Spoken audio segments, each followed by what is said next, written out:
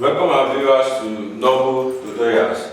Now today we are also going to continue with our question on elasticity, and this one says a force of magnitude 500 Newton is applied to the free end of a spiral spring of force constant 1.0 times 10 raised to the power 4 Newton per meter. Calculate the energy stored in the stretched spring.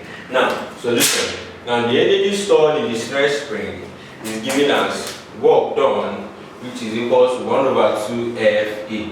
Now, if you cannot use this formula, you can also have the formula of or. Now, since you know that from Hooks law that F is equals to Ke, when you now substitute this Ke in the F, you have 1 over 2 in brackets Ke in bracket E. This E now is what we have there. So when you open the brackets, you have 1 over 2 Ke times E is now E raised to power 2.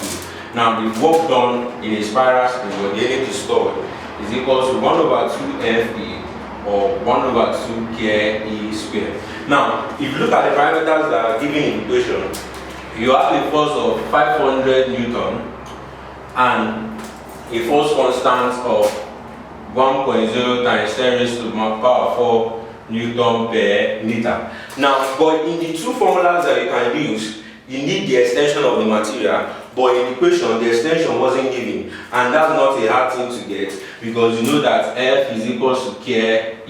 Your force is 500, which is equals to your Ke is what you are looking for. Okay, your Ke is 1.0 times 10 raised to the power 4 times your E is what you are looking for. So you can now divide both sides by the coefficient of E, which is 1.0 times 10 raised to the power 4.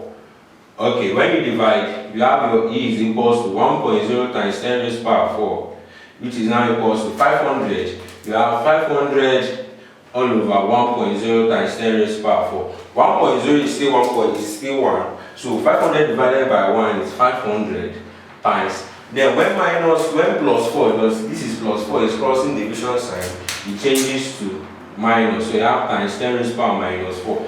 Now changing it to standard form, you now move 1, 2. Moving like this, you are going in a positive direction. So you have E is equals to 5.0 times 10 raised to the power minus 4. You move 2 times in a positive direction plus 2. And E is equals to 5.0 times 10 raised to the power minus 2. And viewers, if you haven't subscribed to our YouTube channel, make sure you hit the subscribe button and follow us for more interesting videos. So we will continue with our question. You can either use, since you are getting your E, you can either use this formula or this formula. Anyone you use, you are going to get the same answer. So you have the work done is equals to 1 over 2 times your force is 500. I'm using the first one. 500 times your E is 5.0 times 10 raised to the power minus 2. Our work done is equals to 2 divided 500. You have 250. You have 250 times 5.0 times 10 raised to the power minus 2. So we have 250 times 5.0.